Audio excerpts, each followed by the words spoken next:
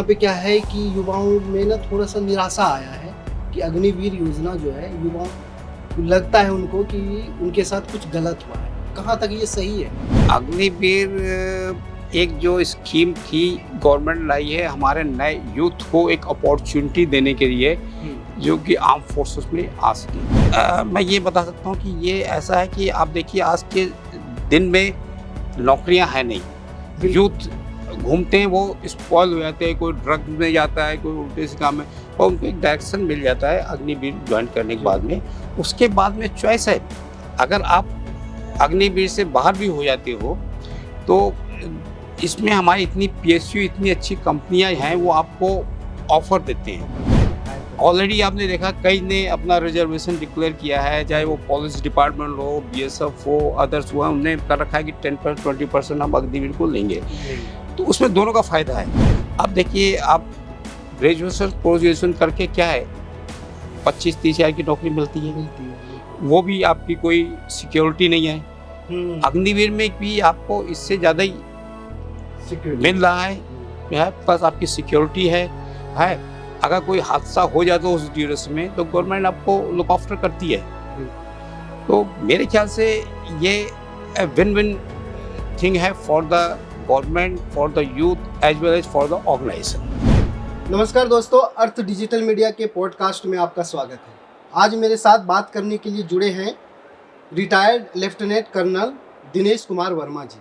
इनसे हम कई पहलुओं पे बात करेंगे, सुरक्षा को लेकर बात करेंगे और इनका क्या योगदान रहा सेना के क्षेत्र में, उन सभी मुद्दों पर हम इनसे बात करेंगे। तो सर, आपका स्वागत है हमारे पॉडकास्ट में।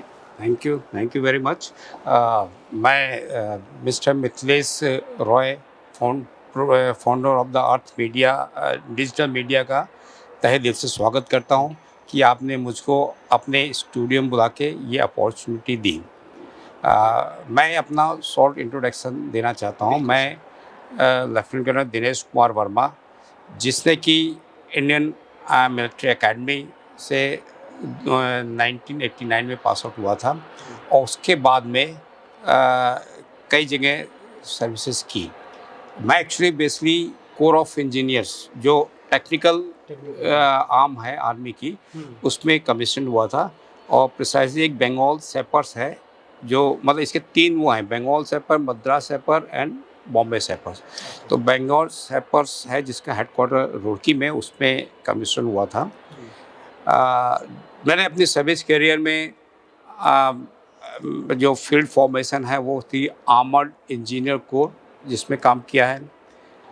बॉर्डर रोड ऑर्गेनाइजेशन के साथ भी बॉर्डर एरिया में रोड एंड ब्रिज कंस्ट्रक्शन का काम किया है, जहाँ जो कि बेसिकली नागालैंड का एरिया था और जे&के का एरिया था।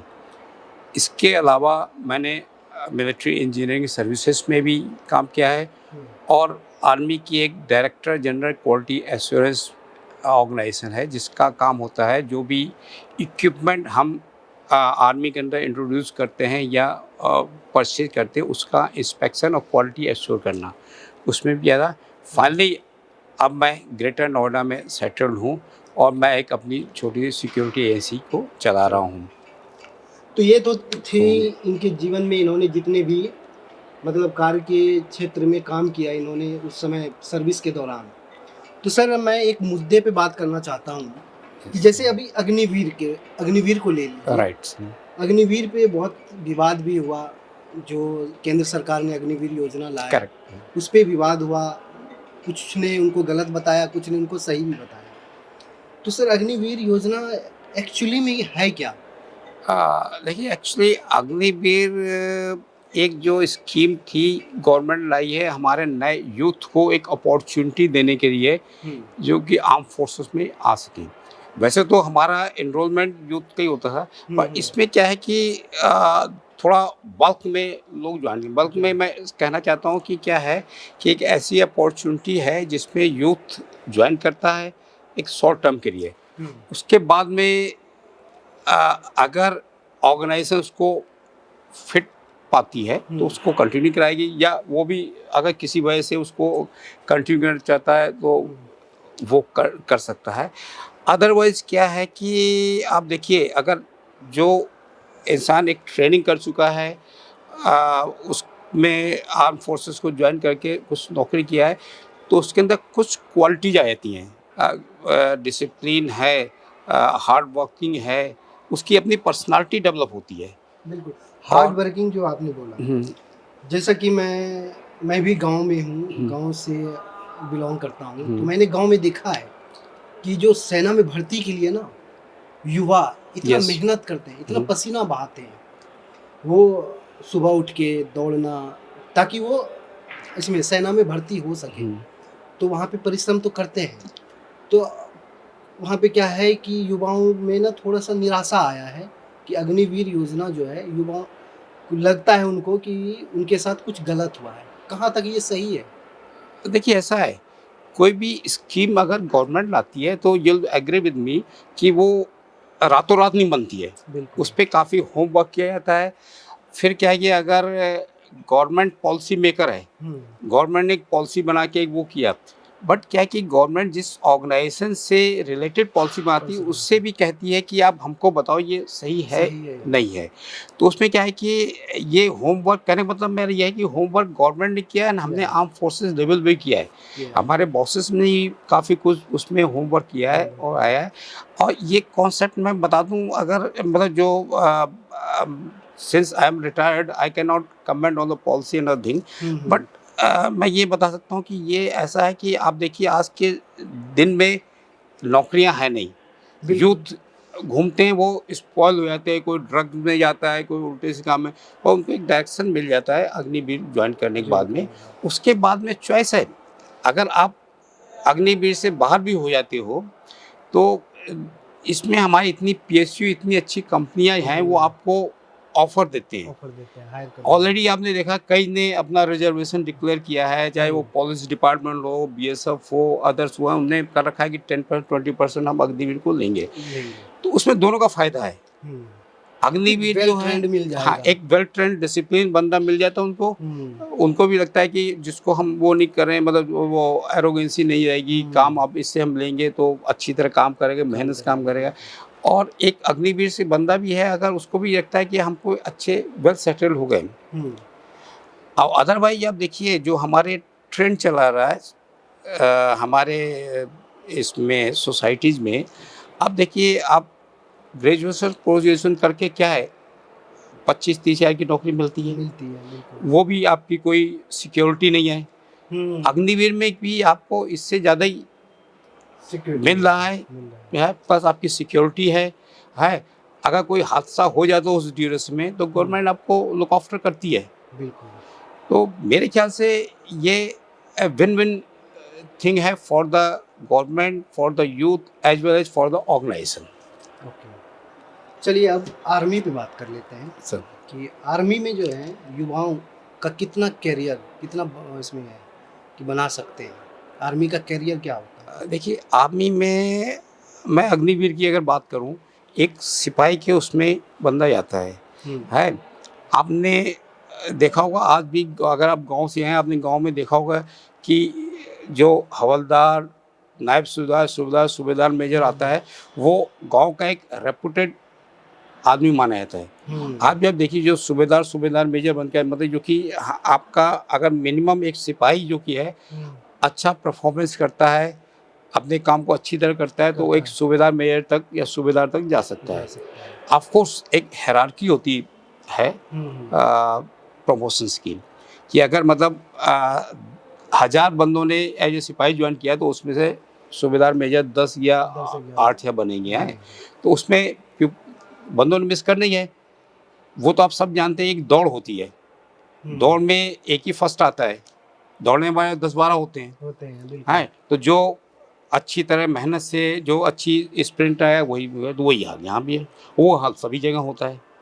तो वहाँ पे जैसे सर्विस के दौरान परफॉर्मेंस कैसे देखा जाता है कि बॉर्डर पे? नहीं, परफॉर्मेंस ऐसा होता है, पीस टाइम में भी आप रहते हैं, आपके देयर सर्टेन ट्रेनिंग होती रहती है हमारी बीच में। मतलब a person who join as सिपाही और anything, he goes subject to training. Peace time में हमारे और भी कई रोल्स होते हैं। हम बॉर्डर में भी होते हैं, तो ऐसा नहीं बॉर्डर में चुपचाप बैठे हैं, बॉर्डर में हम बॉर्डर की प्रोटेक्ट करते हैं, पेट्रोलिंग करते हैं, वहाँ पे हमें कई ऑर्डर्स मिलते हैं। We have a very very well defined role of aid to civil authority कि सिविल में कहीं बाढ़ आ गया, कहीं भूकंप आ गया, कहीं घर गिर गया, तो वहाँ पे बाहर वाला अपना सोचता है। हमारे आर्मी वाला उसको ऑर्डर मिला तुरंत जाके वहाँ पे बिल्डिंग है तो घुस के अपनी जान की परवाह नहीं करके जो लोग दबे उनको बचा के लाता है। तो मतलब ये सब भी रोल्स हैं। तो हम क्या है कि जो सिपाही होता है उसको ट्रेनिंग और सब में हम एसेस करते रहते हैं।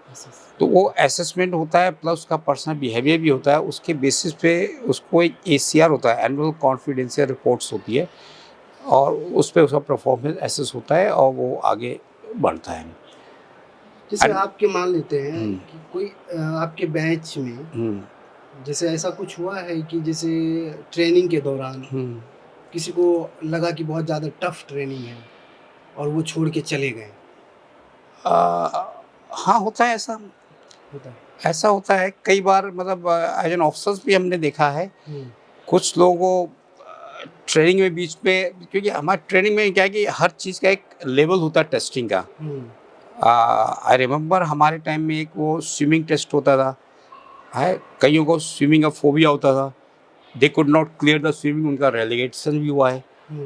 कुछ लोग होते हैं अपने वो सॉफ्ट हार्टेड होते हैं या उनके घर वाले होते हैं, उनको लगता है कि फौज ज्वाइन करने के बाद में लगता है कि हम कहाँ आ गए। तो मतलब आई मीन फौज बुरी नहीं है ना वो बुरे हैं, बट ये है कि वो उनके सर्कमस्टांसेस की वो डिजाइन नहीं है, सो दे विथड्रॉ फ्रॉम देयर। कुछ लोग कमीशन हो जाते हैं, देन सडनली उनको लगता है कुछ और अच्छी लुक्रेटिव लाइफ उनके लिए। क्योंकि सी मतलब एक चीज़ मैं आपको बताऊँ, हमने भी आर्मी जब ज्वाइन की थी, so this job is not for making money, ठीक है, this is something more has to do, money is one part है, बट हमको एक स्टेटस, एक डिसिप्लिन, एक पर्सनालिटी और देश के प्रति, हाँ ऑफ कोर्स वो रहता ही है, that is a primary requirement है। और वो हमारा बेसिक जॉब भी है कि अब हमने आर्म फोर्सेस ज्वाइन किया है तो हम कंट्री को सेफ्टी के लिए हैं। सर, जब सेना पे बात हो रही है तो एक मुद्दा आता है टेररिज्म। तो ये टेररिज्म पे हम थोड़ा सा कुछ दर्शकों को बताते हैं कि टेररिज्म का जो ये पहले और अब में क्या फ़र्क है, कितना बढ़ा है या कितना घटा है टेररिज्म? देखिए, एक्चुअली टेररिज्म आप देखिए तो ये एक हमारी सोसाइटी की इविल थिंग है, और इट्स नॉट इंडिया में, ये वर्ल्ड के हर कंट्री इसको फेस कर रहा है। हमारे यहाँ भी है, आप देखिए तो पूरे एक तो हमारे यहाँ विविध जो ना एकता में अनेकता कहना चाहिए, हमारे इतने रिलीजियस इतना है, हालांकि वी आर प्राउड कि हमारा कंट्री इतनी सब होने के बावजूद भी एकजुट हो रहा है। फिर भी कुछ बॉर्डर एरिया है हमारे जहाँ पे ये टेररिज्म चल रहा है, एंड JNK समहाउ जो अपना अपना लोगों का ओपिनियन होता है। मेरा है कि जब हमने एक्चुअली जो स्वतंत्रता हुई थी उसमें जो आर्टिकल 370 को किया था, उसकी वजह से ये चीज़ ज़्यादा पनपा है। आप देखिए तो हमारी आर्मी की मैक्सिमम डिप्लॉयमेंट JNK में है, मैक्सिमम कंट्रोल JNK में कर रखा है। बे बैक अगर हम जाएं जो वहाँ के पंडित जो थे, मतलब आई हैड इंटरेक्शन में वहाँ पे कई फैमिलीज वगैरह थे, फौज में भी रही, सिविलियन से भी हुआ, तो they had a very good relationship with their, but somehow जो एक हेट हुई उससे उनको वो चीज़ें छोड़ना पड़ा है, क्योंकि LAC वहाँ का देखिए आप, लाइन ऑफ कंट्रोल, वो इस तरह की डिज़ाइन की हुई है जहाँ पे हम 24 हर पॉइंट को नहीं वो कर सकते। सीजन के वेरिएशंस होते हैं, तो ये बंदे आते हैं और लोकल पॉपुलेशन मिक्स हो जाते हैं। मतलब आई एम टॉकिंग ये terrorism in relation to yesterday event है कि JNK में ये मिक्स हो जाते हैं। अब आप जब तक उसको पर्टिकुलर बंदा कोई एक्टिविटी नहीं करे, आप नहीं कह सकते ये दुश्मन है या फ्रेंड है।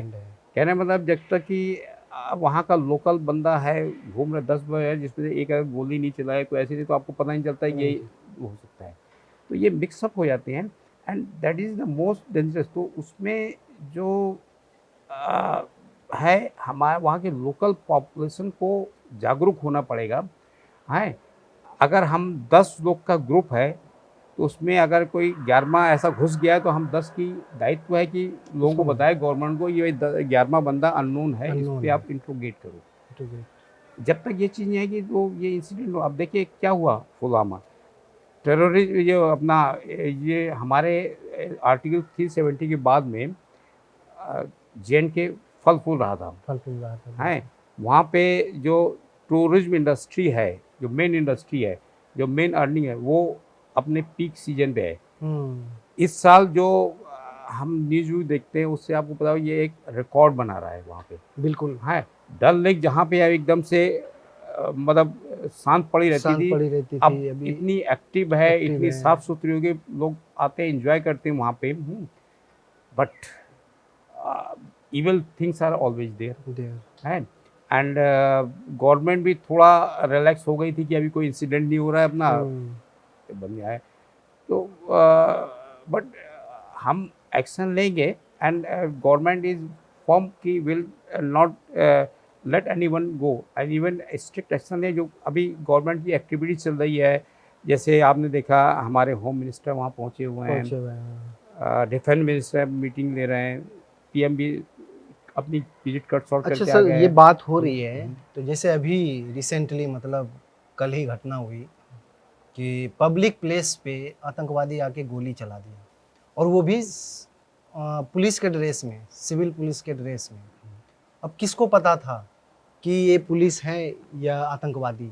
ये कैसे कर सकते, आतंकवादी ऐसा कैसे कर सकता है? अगर मैं बेबैक जाऊँ तो पहले क्या था कि देवर स्ट्रिक्ट गवर्नमेंट के रूल होते थे। इवन आर्म फोर्स में है, अगर हमारी आर्मी की ड्रेस कोई सिविलियन पहने तो विल ऑब्जेक्ट बिल्कुल है। यू कांट, अगर मतलब मेरा जो सिक्योरिटी का काम है, I can't put A security guard on the army dress है। तो ये चीज़ें होती नहीं। अभी भी कभी भी आप देखिए मूवीज़ वगैरह में पुलिस या यूनिफॉर्म की ड्रेस में या कोई ऐसे सीन आते हैं जिसमें हमको इंसल्ट लगती है, सो वी ऑब्जेक्ट कि भाई आपने आर्मी की ड्रेस पहना के इसको इसकी क्यों पिटाई करा दी ऐसी, है कि नहीं? तो मेरे ख्याल से हमें एक तो स्ट्रिक्ट रूल लगाने के, अगर जो आर्मी की है, बीएसएफ की है, पुलिस की यूनिफॉर्म है, that should be ban for the people to put on. That should be banned by the shops to sold it. Only the clothes should be sold in the recognized shop जो कि हमारे campus के अंदर हो। अब police में थोड़ा ज़्यादा हो रहा है आजकल, क्योंकि मैं देखा पुलिस की एक तो स्ट्रेंथ ज़्यादा है, दे मिक्सअप विद द पब्लिक, तो क्या होता है कहीं भी उनकी यूनिफॉर्म मिल जाती है और कोई भी पहन के चला जाता है। तो ये तो डेंजरस है, अगर कहीं भी कोई यूनिफॉर्म मिल जा रहा है तो जैसे आतंकवादी ने इस यूनिफॉर्म को यूज़ किया, तो जैसे वहाँ के J&K पुलिस का जो यूनिफॉर्म जो भी सिलाई होती थी जहाँ से बन के आती है, पर्टिकुलर एक जगह होगा ना, या कि एक जगह होना चाहिए ना, एक जगह होना चाहिए, या बेसिकली क्या कि इनके ट्रेनिंग कैंप्स या जो इनके जो अच्छे वो हैं इस्टेब्लिशमेंट हैं, वहीं पे एक शॉप दे दीजिए आप, वहीं पे आइए। और दूसरा एक और भी हमें मतलब जो मेरा व्यू कहता है, गवर्नमेंट ने इस तरह का बैन लगाना चाहिए कि अगर हम ड्यूटी पे नहीं हैं, अगर हम छुट्टी पे हैं, तो we should not use uniform बिल्कुल to influence others oblique to influence. कई बार होता ना ऐसा कि मतलब इवन हमको भी लगता है कि हमको अपना पासपोर्ट बनवाना, if I go in uniform to someone then he will give a respect, no, for that my I card is there, I should not give that. Strict things should be followed by the police, army or any paramilitary forces कि we should not use uniform। बिल्कुल sir, आपसे बात करके बहुत अच्छा लगा। Thank you, धन्यवाद। आप हमारे पॉडकास्ट मैं आपका अर्थ डिजिटल मीडिया का तहे दिल से स्वागत करता हूँ कि आपने हमें opportunity, thank you very much. तो ये इनसे हम बात किए कई मुद्दों पर, और अभी हाल ही में एक अटैक भी हुआ है जम्मू कश्मीर पे, उस पर भी इन्होंने एक सुझाव दिया, बहुत अच्छा सुझाव रहा। और बाकी ऐसे ही पॉडकास्ट के लिए हमारे चैनल को सब्सक्राइब करिए और इस वीडियो को लाइक एंड शेयर कर दीजिए। धन्यवाद।